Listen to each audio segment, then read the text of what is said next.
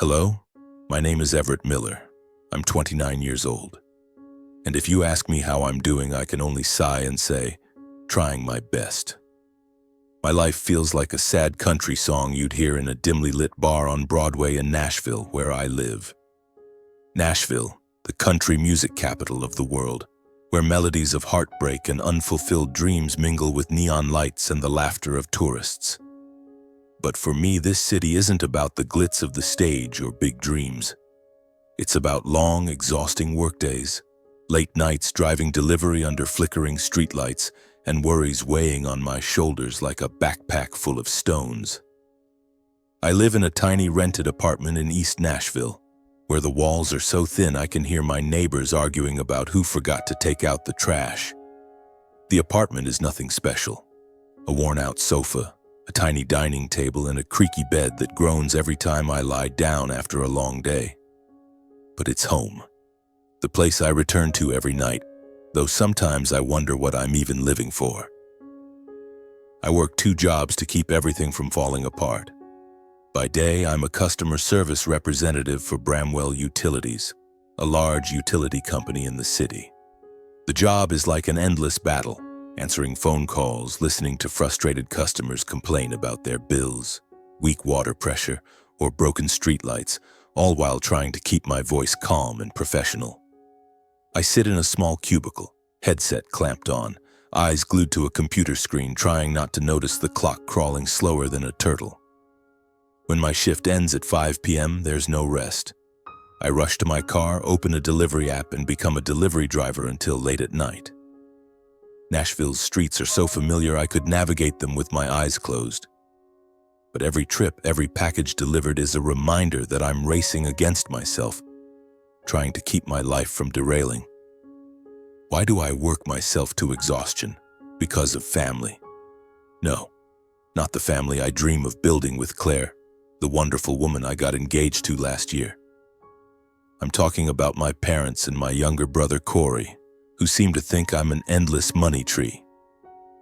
My father, Russell Miller, 58, used to be a factory worker in Clarksville, about an hour's drive from Nashville. He retired early due to health issues, but if you ask me, I think he quit because he didn't want to face life anymore. Dad's addicted to gambling, poker games at local casinos, online football bets. Every month he calls, his voice raspy, begging for money to pay off an urgent debt, or just this one time, Everett, I swear. But one time always leads to the next, and the next after that. My mother, Paula, 55, isn't much different. She used to be a sharp, quick-witted secretary, but now she lives to shop and spend. Expensive dresses, sparkling jewelry, or even useless home decor. She buys it all, whether the family needs it or not.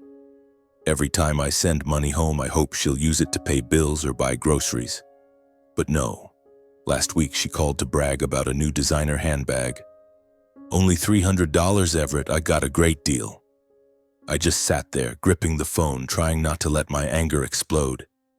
Then there's Corey, my 26-year-old brother, who seems to think life is an endless party. He's unemployed, living off our parents with no intention of changing. Corey loves partying, hanging out with friends at bars, and never thinks about getting a job. I've tried talking to him, advising him, even yelling at him, but Corey just smirks and says, "No need to make a big deal out of it, Everett. You're making money, right?" That line hits me like a punch to the gut, but there's nothing I can do about it. Every month I send most of my income to Clarksville to help my parents pay bills, debts, or whatever they claim is urgent. I keep just enough for rent, gas, and food, usually instant noodles or convenience store sandwiches. Claire, my fiancée, worries when she sees me eating like that, but I just smile and say, "I'm fine, don't worry." But the truth is, I'm not fine. I'm tired, exhausted, and sometimes I wonder if I'm living or just surviving. Claire is the only light in my life right now. She's 27, an elementary school teacher with a gentle smile that could melt any heart. We met 3 years ago at a small Nashville coffee shop when I accidentally spilled coffee on her shirt. Instead of getting mad, she laughed and said, "Well, at least you made my day more interesting." From there, we started talking, and soon I realized I couldn't live without her. Claire understands me, understands the pressures I'm under, and she always tries to pull me out of my darkest days. But even Claire can't ease the guilt I feel. The guilt that I have to keep providing for my parents, that I owe them for raising me. There's one other person who matters to me. My grandmother Sandra, 78, who lives in Ashland City, a quiet little town by the Cumberland River, about 45 minutes from Clarksville. She's been my closest confidant since I was a kid. When my parents were busy arguing about money or Dad was drunk after a night of losing at gambling, Grandma would hold me close, tell me stories, and make me feel safe. She's the only one in the family who doesn't ask anything of me, and the only one who dares to call out my parents' selfishness. "Everett," she once said, her voice stern but full of love, "your parents have no right to exploit you like this. You have to live for yourself too." I know she's right, but every time I think about cutting back on the money I send, my heart feels heavy. I'm the eldest son. I have a responsibility, don't I? Nashville, with all its beauty, sometimes makes me feel lost. I drive past Broadway at night while delivering, seeing crowds laughing and bands playing lively tunes in the bars. I hear the twang of guitars, songs about love stories, and I wonder, when will it be my turn to live a life like that? A life not weighed down by responsibilities, by phone calls demanding money, by the feeling that I'm running endlessly but never reaching the finish line? Yesterday, after finishing a delivery at 11 p.m., my phone buzzed. It was Mom. "Everett, I need $500 to fix the plumbing. The house is flooding. Can you send it now?" I stood there on the side of the road under the dim yellow streetlight, feeling my chest tighten. I knew the plumbing fix might be real, but it could just as easily be an excuse for her to buy something new. I sent the money like always and told myself, just this once. But deep down, I know there'll be more times. Claire sees how exhausted I am. Last night, when I got back to the apartment, she was waiting with a plate of homemade spaghetti, a rare treat compared to convenience store food. She took my hand, looked me in the eyes, and said, "Everett, you can't keep doing this. You're working yourself to death for them." I wanted to say something to reassure her, but no words came. Because she's right. I'm exhausted, and I don't know how much longer I can keep going. That night, lying in bed, I stared at the ceiling, listening to the faint sound of traffic outside. I thought about Grandma Sandra, her words. "You have to live for yourself." I thought about Claire, about the future we want to build, a small house filled with the laughter of children, a life where I'm not counting every penny to send to Clarksville. But then I thought about my parents, about Corey, about the accusations I know they'd hurl if I stopped providing. "You're ungrateful, Everett. You're turning your back on family." And the guilt rose again, like a beast gnawing at my heart. I closed my eyes trying to sleep, but sleep didn't come easily. I know I'm standing at a crossroads, but I'm not ready to turn yet. Not now. Maybe tomorrow or the day after I'll find the courage. But tonight I just want to rest, even if only for a few hours before the alarm blares and pulls me back into the endless grind. The alarm clock cuts through my fitful sleep at 5 a.m. I roll out of bed, my body aching as if I'd just run a marathon. My head buzzes, not just from lack of sleep, but from thoughts spinning like a country song stuck on repeat. I brew coffee, throw on clothes, and brace myself for another day at Bramwell Utilities, where I'll sit in my tiny cubicle listening to grumpy customers while trying to keep my voice steady. Today is a significant day. It's the anniversary of my grandfather's passing. It's been 12 years since he died. Claire and I have planned to drive to Ashland City to visit Grandma Sandra. I know this trip won't just be about remembrance. Grandma has a way of seeing right through me, and I need that now more than ever. That evening, I take the night off from deliveries and pick up Claire in my beat-up old truck that's been with me for over 6 years. Claire sits in the passenger seat, her hand gripping mine, warm and steady. "Are you okay, Everett?" she asks, her voice soft but laced with concern. I nod, avoiding her eyes, afraid she'll see how much of a mess I am. The road to Ashland City winds through lush green fields and the shimmering Cumberland River under the early evening sun. I love this place, its peacefulness, the way everything seems to slow down as if time isn't in a rush here. Grandma's house sits at the end of a dirt road, small but cozy with pots of blooming geraniums on the porch. As I step inside, the smell of freshly baked butter cookies fills the air, and Grandma stands there, her eyes lighting up when she sees us.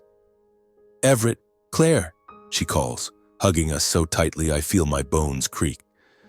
Come in, I've made cookies."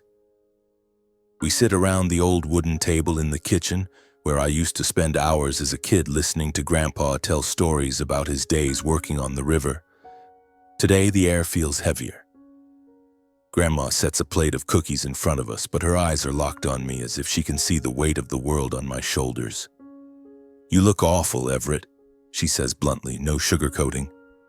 "Your eyes are sunken, your face pale as a ghost. What's going on?" I want to laugh, to say I'm fine, but the words stick in my throat. Claire squeezes my hand under the table, giving me the strength to speak. "Grandma, I'm exhausted. Work, Mom and Dad, Corey, everything. I don't know how much longer I can keep this up." As the words spill out, it feels like a dam breaking, and everything I've bottled up comes flooding out like a river. I tell her everything. The grueling workdays, the constant calls from Mom demanding money, Dad's pleas to cover his gambling debts, and Corey, who seems to think I'm an ATM. I talk about the guilt that weighs me down every time I consider saying no, the fear that if I stop providing, the family will fall apart. Grandma listens without interrupting, but I see her hands tighten around her coffee mug as if she's holding back anger. When I finish, Grandma lets out a deep, heavy sigh, as if she's taken my pain into her own heart.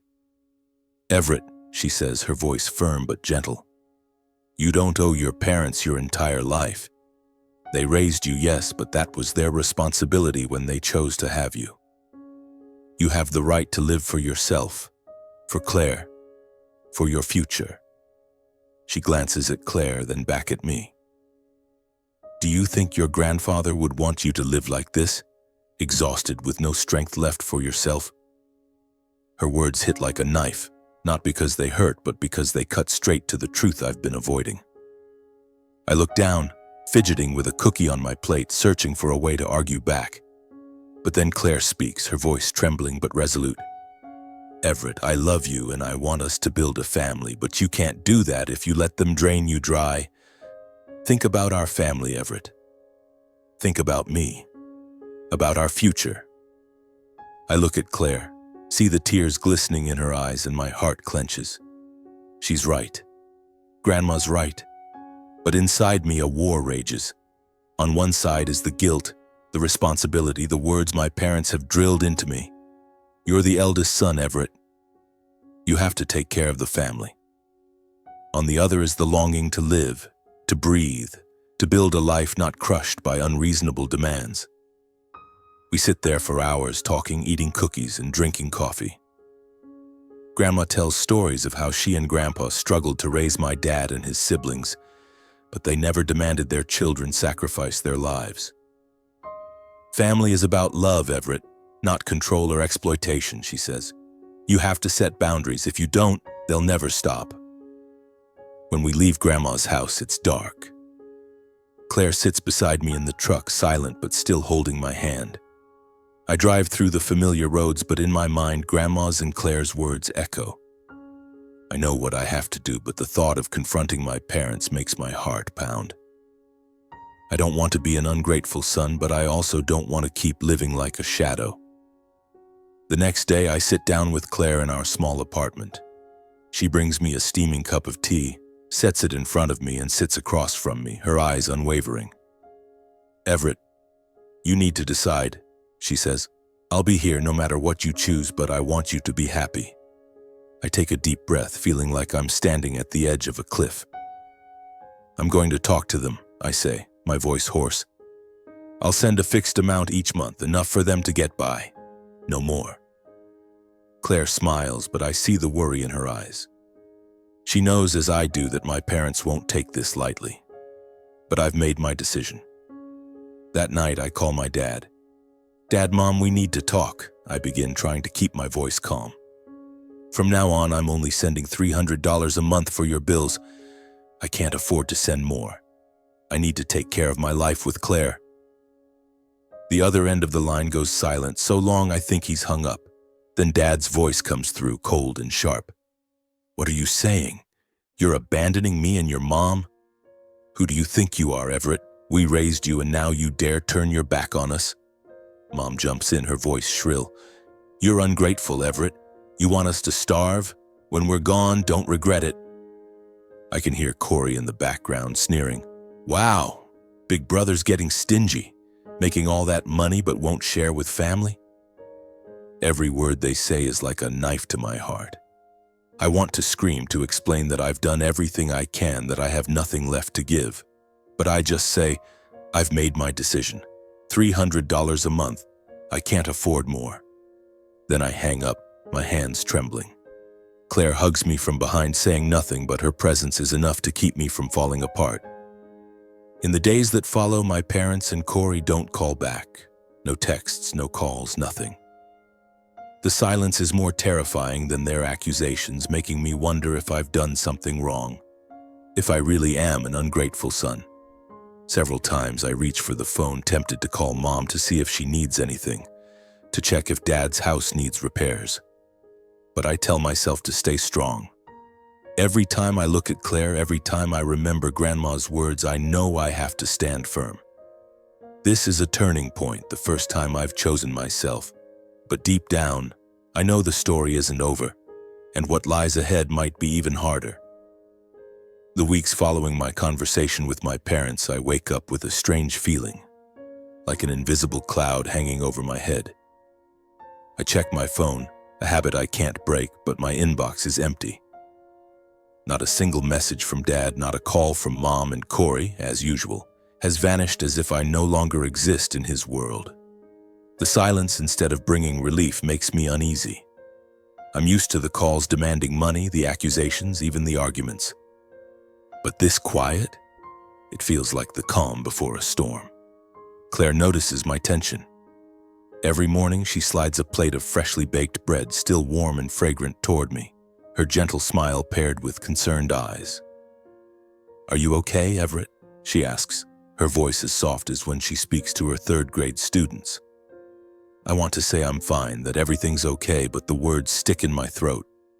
Instead, I take her hand, feeling the warmth of her slender fingers. I'm just not used to them, not calling, not texting. It's unsettling. Claire tilts her head, her light brown hair falling over her shoulder. "Maybe they need time to accept it, Everett. You did the right thing. You need to live for yourself, for us." I nod, but inside I'm not so sure. I've cut back on the money I send, made it clear to my parents I can't keep carrying everything. But their words, "You're ungrateful, Everett. You want us to starve?" echo in my mind like a mournful country song I can't stop hearing. Each day that passes, I brace for a call, a text, even an angry outburst. But there's nothing.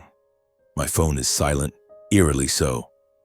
I try to push the worries aside to focus on a major milestone, my wedding to Claire. We've started planning, and I feel a faint spark of light piercing through the gloom of recent days. Claire and I choose a small farm on the outskirts of Nashville as the venue, with sprawling fields and an old barn decorated with lanterns and wildflowers. Claire is thrilled about every detail, from the invitation designs to the table arrangements, and her enthusiasm makes me smile, if only for a moment. But even as we discuss tablecloth colors or guest lists, I can't shake the emptiness. My parents haven't asked about the wedding, despite the invitation I sent. Corey hasn't responded to my text asking him to be a groomsman. They've vanished from my life, and their absence stings. One afternoon, while I'm at Bramwell Utilities, my phone buzzes. I jump, thinking it's Mom or Dad, but it's an unknown number. I answer, my voice shaky. "Hello?" There's silence on the other end, just heavy breathing. Then a low, distorted voice, as if filtered through an app. "You'll regret this, Everett." That's it. Then the call ends. I sit there clutching the phone, my heart pounding. Who was it? Dad, Corey? Or just a stupid prank? I try to tell myself it's no big deal, but the unease clings to me like a shadow. I don't tell Claire about the call. She's already got enough to worry about, and I don't want to scare her. But a few days later, a text comes from another unknown number. Think you can get away? Watch your back. This time a chill runs down my spine. I trace the number, but it leads nowhere. Probably a burner. I start paying more attention when driving deliveries at night, feeling like someone's watching me from Nashville's dark corners. The once familiar streets now carry a sense of menace, as if every streetlight hides a secret. I call Grandma Sandra, hoping her voice will soothe my growing paranoia. She listens as I spill everything, her tone calm but laced with concern. "Everett, you need to be careful," she says. "Your father, Russell, when he's angry, he can do foolish things. Remember when he smashed the neighbor's window over a debt dispute? Don't take this lightly." Her words make me shudder. I remember that incident from when I was a kid and how Dad smirked when the police showed up, as if he feared nothing. Would he really do something to get back at me? Or Corey with his reckless attitude and glee at my misery? I try to reassure myself that my parents are just angry, that they wouldn't go so far as to hurt me. But every time my phone buzzes, every time I get a text from an unknown number, my heart races. Claire starts to notice my tension. One evening, as we're watching a movie on our rickety old sofa, she turns off the TV and faces me. "Everett, you're hiding something, aren't you?" I hesitate, but her eyes, worried yet resolute, make it impossible to lie. I tell her about the calls, the texts, and the growing unease inside me. Claire grips my hand, her face paling. "Everett, we need to report this to the police. This isn't a joke." I shake my head, forcing a weak smile. "No, Claire, they're probably just trying to scare me. They won't do anything." But even as I say it, I'm not sure I believe it. Claire doesn't push, but I notice her checking the door locks more carefully each night, and she texts me often during my late-night delivery shifts. As the wedding approaches, my joy is overshadowed by my family's isolation. I sent invitations to my parents' house in Clarksville, but got no response. I called, left voicemails, but received only silence. Corey, the little brother I used to play ball with in the backyard, feels like a stranger now. I try not to let it hurt, but every time I think about them missing my big day, my heart aches. Grandma Sandra is the only family member excited about the wedding. She calls weekly, asking about preparations, and sends us a handmade quilt as a wedding gift. "You're going to have a wonderful day, Everett," she says, her voice warm. "And if your parents don't show up, that's their loss, not yours." I want to believe her, but their absence leaves a hole in my heart. The night before the wedding, I lie in bed watching Claire sleep peacefully beside me. She looks serene, her hair spread across the pillow, and I wonder if I'm worthy of her. I've chosen her, chosen our future, but why do I still feel so unsettled and tense? The wedding day arrives under the golden glow of a May morning in Nashville. The small farm on the outskirts where we chose to hold the ceremony looks like a painting. A sprawling garden surrounded by vibrant wildflowers and strings of lanterns dangling from tree branches. A large white tent stands at the center with tables draped in white linen, adorned with vases of daisies and ivy. Soft country music drifts from the live band, blending with the breeze rustling through the fields. This is where Claire and I will exchange our vows, and though my heart is heavy with my family's absence, I try not to let it ruin my mood on this momentous day. I stand in a small room in the farm's main house, adjusting my tie in front of a mirror, trying to keep my hands from shaking. The gray suit fits perfectly, but I feel like I'm wearing armor that's too tight. Claire walks in, radiant in a pristine white wedding dress, its lace neckline hugging her shoulders, her light brown hair cascading like a stream. "Everett, you look like you stepped out of a country song," she says, her beaming smile making my heart race. I pull her into a hug, whispering, "You're the one taking my breath away." But deep down, I can't shake an unsettling, restless feeling.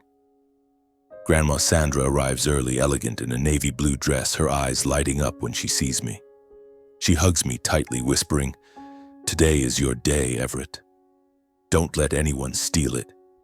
Her words are like a calming balm, but I still feel an emptiness. My parents aren't here. Neither is Corey. I sent invitations, made calls, foolishly hoped they'd show up. But as I look out at the garden where guests are gathering, I see only Claire's friends, my co-workers, and Claire's parents, Mr. and Mrs. Parker. Tom Parker, Claire's dad, is a tall man with salt and pepper hair and a warm smile. Ellen, her mom, is petite, bustling about, checking every detail of the wedding, from the flower arrangements to the band's positioning. They hug me when they arrive, treating me like their own son. "Everett, we're proud of you," Tom says, clapping my shoulder. "You're a good man, and Claire's lucky to have you." His words bring a sting to my eyes, but also a pang of pain. Claire's family treats me like one of their own. So why has my own family turned their backs?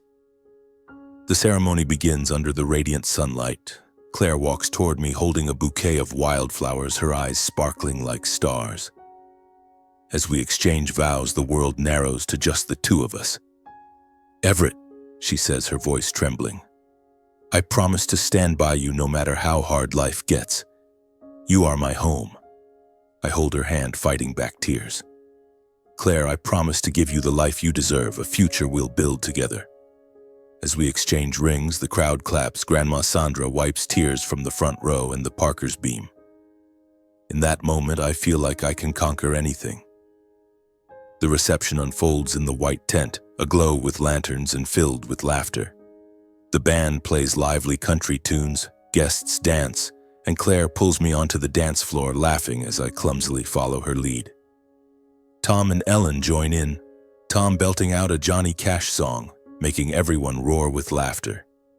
But every time I glance at the entrance, I hope in vain that my parents or Corey will walk in. They don't. Claire notices the emptiness in my eyes, squeezes my hand, and whispers, "Today is ours, Everett. Just us." I nod, trying to lose myself in the joy, but last night's threatening text lingers like a thorn in my heart. Then everything falls apart. In the middle of the reception, as I'm talking with Grandma Sandra, a young staff member with her hair in a high ponytail rushes over, her face pale. "Mr. Miller, there's a package for you," she says, her voice shaking. It's weird. No sender's name, and there's a noise inside, like something's crawling. My heart pounds, the recent threatening messages flashing in my mind. I glance at Claire, who's standing with Ellen, her eyes full of worry. "I'll check it out," I say, trying to sound calm, but my hand trembles as I hold my wine glass. The package sits on a side table at the edge of the garden, away from the tent. It's a large wooden box, its rough surface wrapped in worn brown craft paper with no indication of a sender.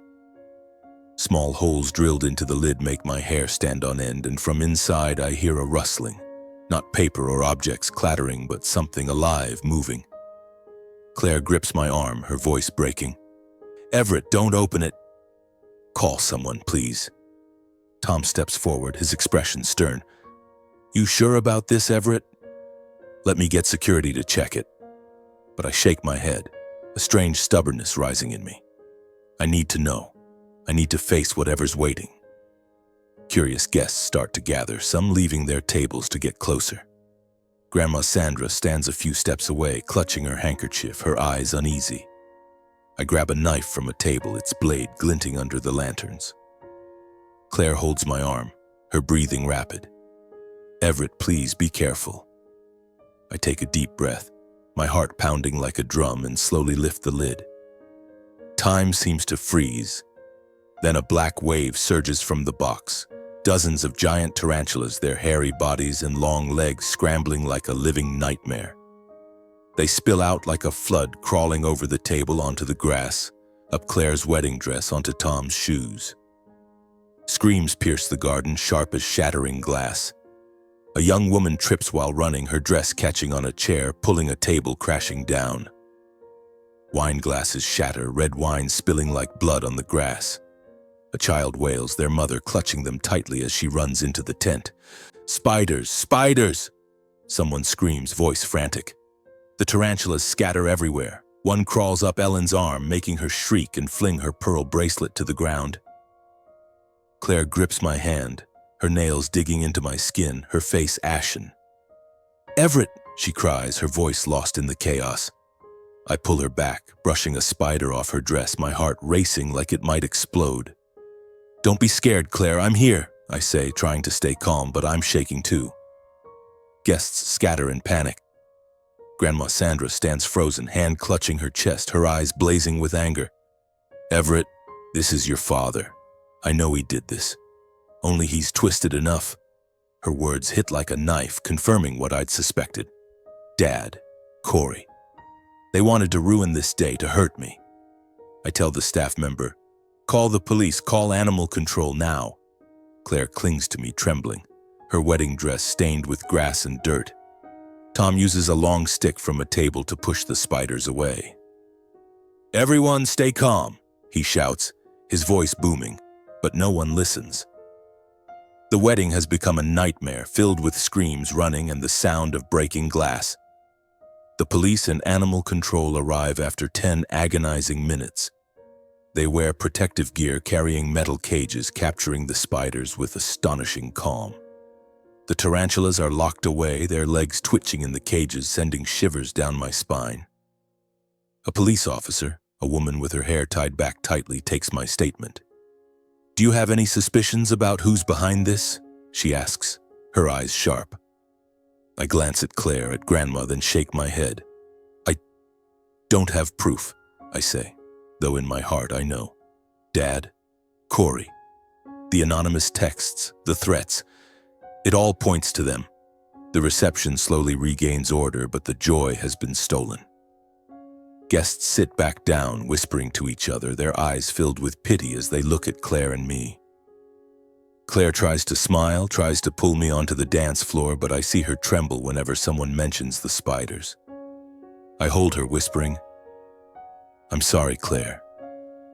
I didn't want this day to turn out like this." She shakes her head, eyes glistening. "It's not your fault, Everett. But we have to stop them.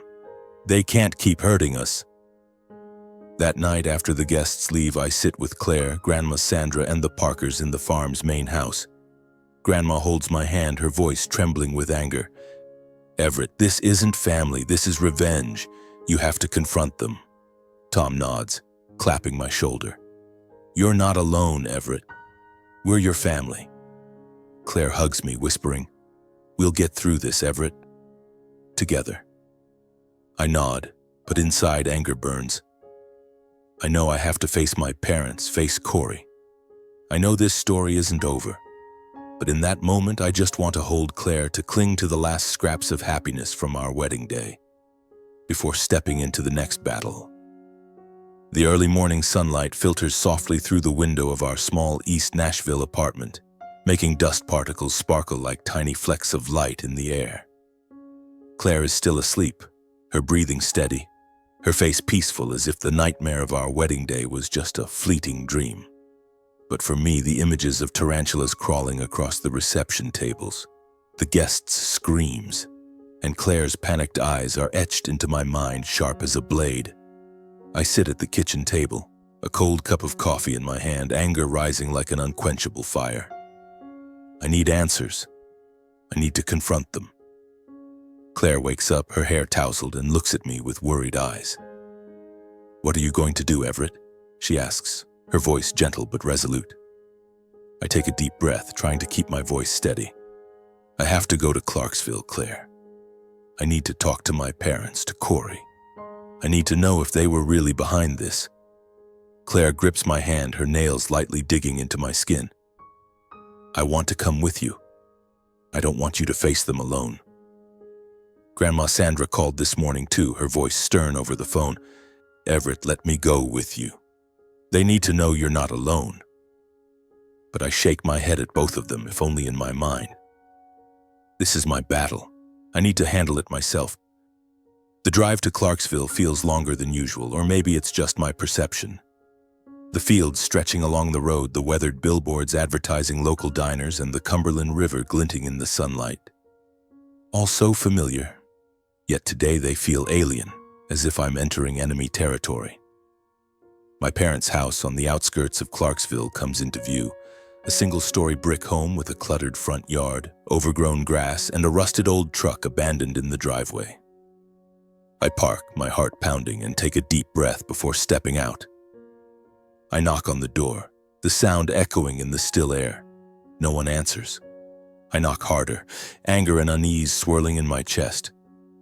Finally, the door creaks open and my father, Russell, stands there, wearing a crumpled t-shirt, his eyes bloodshot as if he'd been drinking all night. "Everett," he says, his voice cold, not a hint of surprise. "Come in." I step inside, the air thick with the smell of cigarette smoke and stale beer. My mother, Paula, sits on the sofa holding a coffee mug, her eyes icy as they meet mine. Corey leans against the wall, a cigarette dangling between his fingers, his familiar smirk making me want to punch him. No one speaks, and the silence weighs on my chest like a boulder. "I need to know," I start, my voice trembling, but I force it to stay firm. "The gift box at the wedding, the spiders. Was it you, Mom, Dad, Corey?" I lock eyes with my father, searching for a sign, guilt, admission, anything. But he just scoffs, shrugging. "What are you talking about, Everett? Spiders? Sounds like some crazy story. You think I've got time for childish pranks like that?" His tone drips with sarcasm, but I catch a strange glint in his eyes, as if he's relishing my pain. My mother cuts in, her voice shrill and accusatory. "You dare come here and accuse us? After everything we've done for you? You abandon your family, cut off our money, and now you come back to point fingers? You're nothing but an ungrateful son." Her words stab at my heart, but this time I don't let them break me. "Mom, I've sent money to this family for years, to the point where I had nothing left for myself, but that box, someone sent it to ruin my wedding. If it wasn't you, then who?" Corey laughs, a harsh, cruel sound. "Wow, big brother, sounds like you're getting paranoid. Maybe it was a jealous guest pissed about your pretty bride. But that scene must have been something to see, huh? Too bad I missed it." He winks, but his smirk doesn't hide the glee in his eyes. I step closer to Corey, clenching my fists to keep from losing control.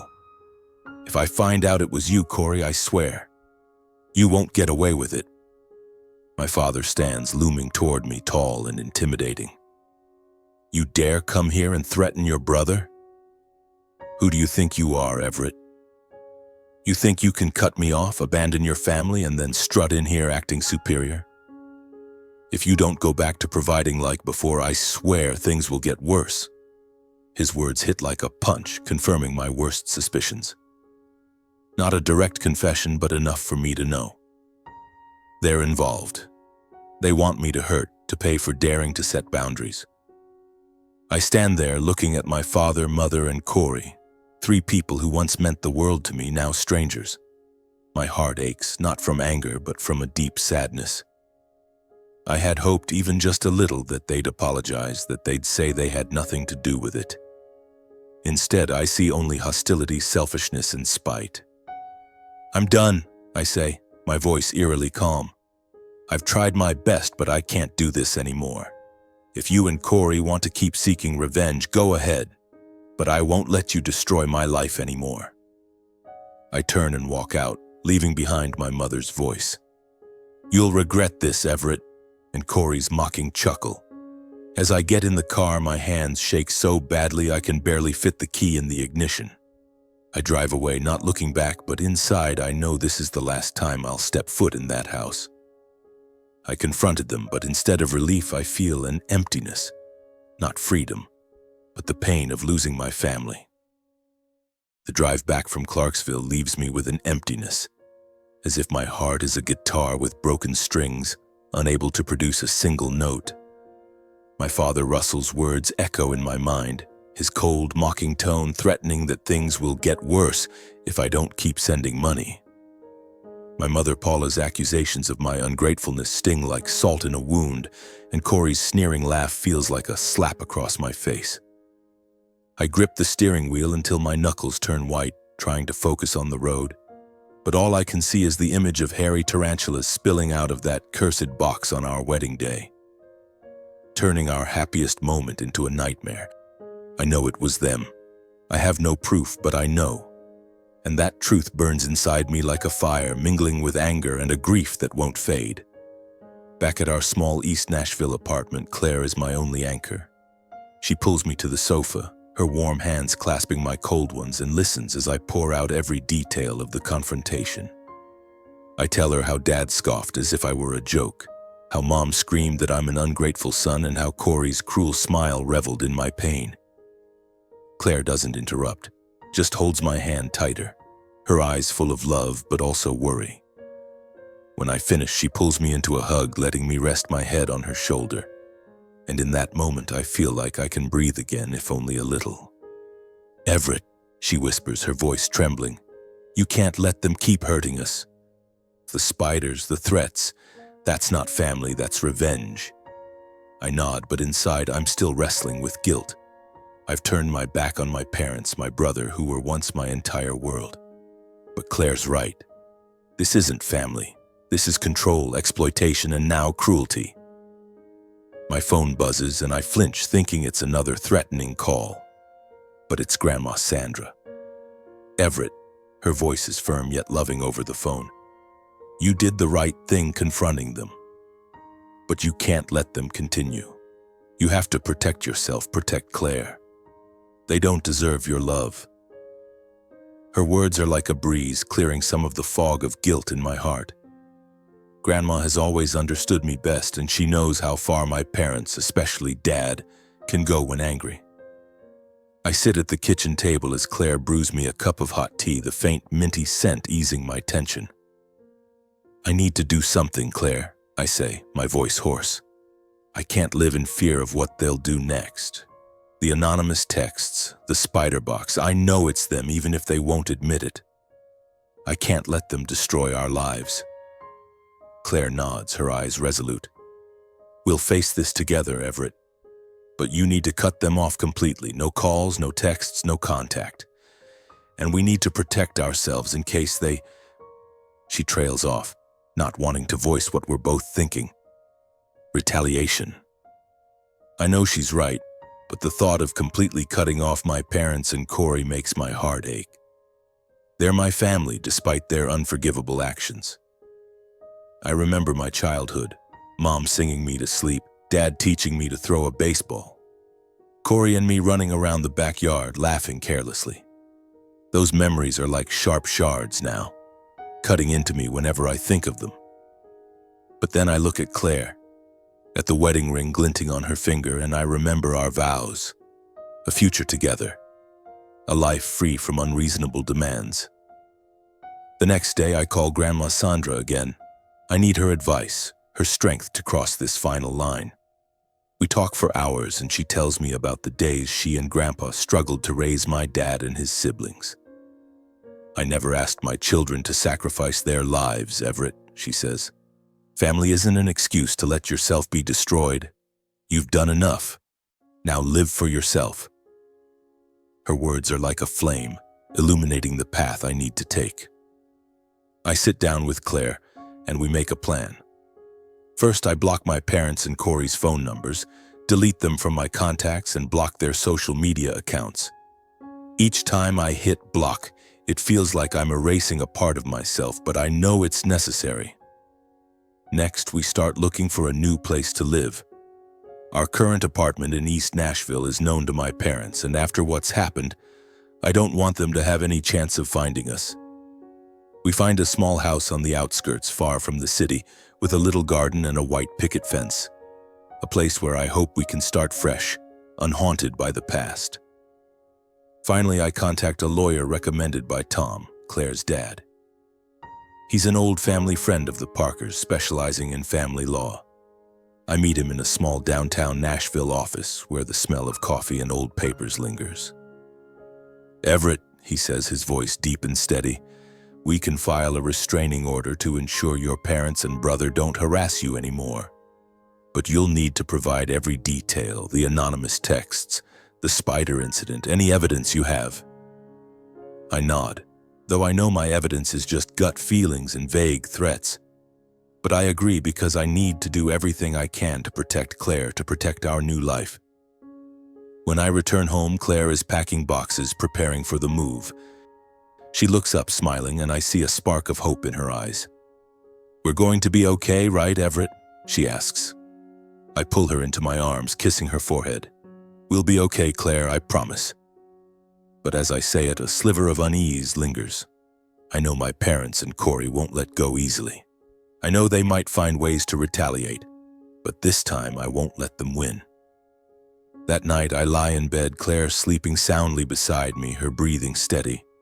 I stare at the ceiling, listening to the wind outside the window, and for the first time in months I feel a flicker of relief. I've cut the chains tying me to the past. I've chosen Claire, chosen myself. But deep down, I'm still bracing for what might come, a new storm, another threat. And I swear, no matter what happens, I won't let them destroy the happiness I'm trying to build. The weeks that follow pass in a new rhythm, slow but filled with hope. Claire and I move into our small house on the outskirts of Nashville, far from the bustling streets of East Nashville and the shadow of the past. The house isn't big, just 2 bedrooms, a cozy living room with windows overlooking the garden and a white picket fence surrounding it. But it's ours. When we first step inside, I feel a breath of fresh air, as if I can finally breathe without the weight of demanding phone calls or threatening texts. Claire stands in the garden holding a pot of yellow daisies, her smile radiant. "Everett, we're going to make a real home here," she says, and I believe her. I still work at Bramwell Utilities and drive deliveries at night, but now every dollar I earn is for us. For Claire, for our home, for the future we're building. I no longer send money to Clarksville, no longer receive calls from Mom demanding shopping money or from Dad to cover gambling debts. The silence from my family persists, and though it stings at times, I know it's the price of freedom. I've blocked their phone numbers, removed them from social media, and with the help of Tom's lawyer, we've filed for a restraining order. It hasn't been approved yet, but just signing those papers makes me feel like I'm reclaiming control of my life. Grandma Sandra visits one weekend afternoon, bringing a tray of butter cookies and another hand-knitted blanket. She steps into the house, looking around with a satisfied smile. "This place suits you, Everett," she says, settling onto the new sofa Claire and I bought with our savings. "You look better already. No more dark circles under your eyes." I smile, hug her, and feel a weight lift from my heart. Grandma has always been the light guiding my path, and now she's the only family I have left. Claire and I start new routines. On Sunday mornings, we make breakfast together, toast and fried eggs, sometimes pancakes that Claire whips up with the excitement of a child. We sit at the kitchen table talking about small things. Her plans for a vegetable garden, my ideas for fixing the fence, or funny stories from her classroom. These moments, simple but warm, are things I never dared dream of during the years weighed down by family obligations. But the past doesn't always let go. Some nights when Claire is asleep, I lie staring at the ceiling and memories of my parents and Corey flood back like a tide. I remember the days Dad taught me to fish by the Cumberland River, when he still laughed and called me kiddo. I recall Mom singing old country songs while washing dishes, her voice soft and warm. I think of Corey as a little kid, running after me in the backyard, begging me to play ball. Those memories are like broken glass now, beautiful but sharp, cutting into me whenever I touch them. I know I did the right thing by cutting them off. The spiders at the wedding, the threatening texts, the sneers during our confrontation, all proved they didn't see me as a son or brother, but as a source of money, something to control. Yet the pain lingers, like a scar that never fully heals. Sometimes I wonder if I could forgive them, if they might one day change. But then I look at Claire, at our new home, and I know I can't go back.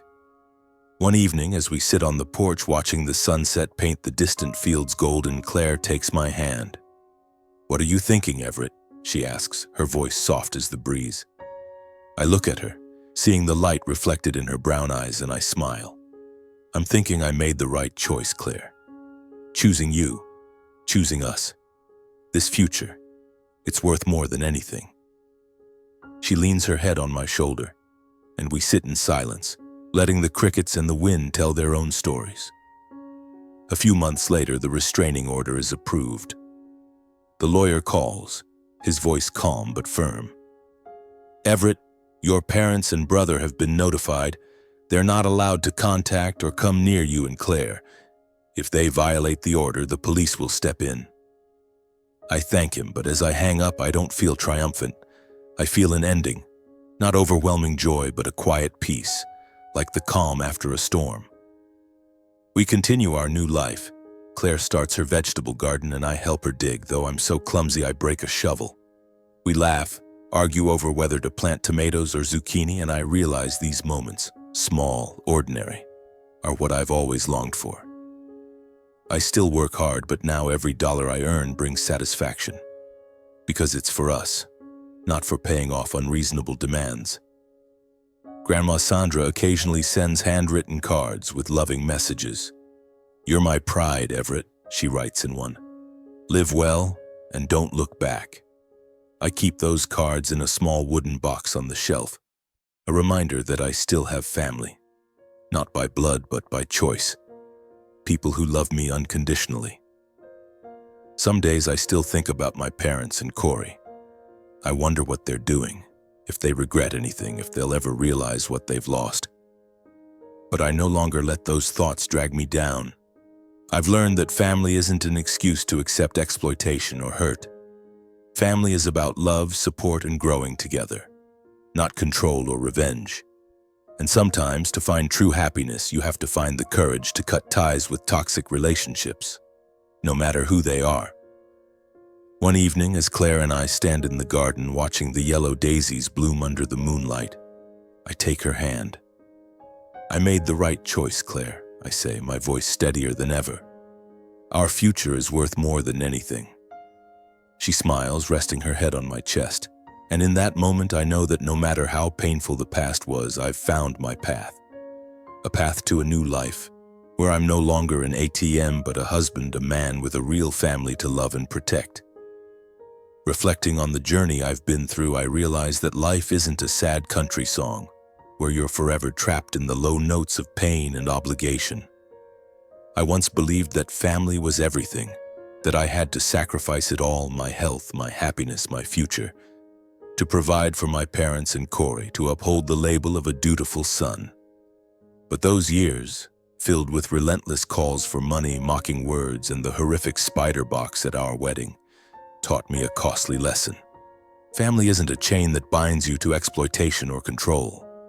Family is important, but it must be built on love, respect, and mutual support. When family becomes an excuse for others to manipulate, threaten, or hurt you, it ceases to be family. It took me years to understand this, to find the courage to cut the ties with my parents and Corey, people I once loved unconditionally but who pushed me to the brink of exhaustion. That decision was painful, like tearing out a piece of my heart, but it was also the door to freedom, to true happiness. Now standing in the small garden of our suburban Nashville home, holding Claire's hand under the moonlight, I know I made the right choice. Claire, Grandma Sandra, and the Parker family have shown me what real family looks like. Warm embraces, selfless encouragement, and simple moments brimming with love. Sometimes to find happiness, you have to let go of toxic relationships, even if they're with blood relatives. You have to choose yourself. Choose the people who truly love and value you. If you're standing at a crossroads like I once was, listen to your heart. Don't let guilt or duty trap you in a cycle of suffering.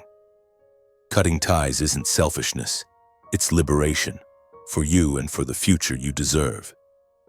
I found my happiness with Claire in our little house with the white picket fence, in mornings making pancakes and evenings watching sunsets. And I hope, if you're struggling, you'll find your path to the light, where you can breathe, live, and love without fear.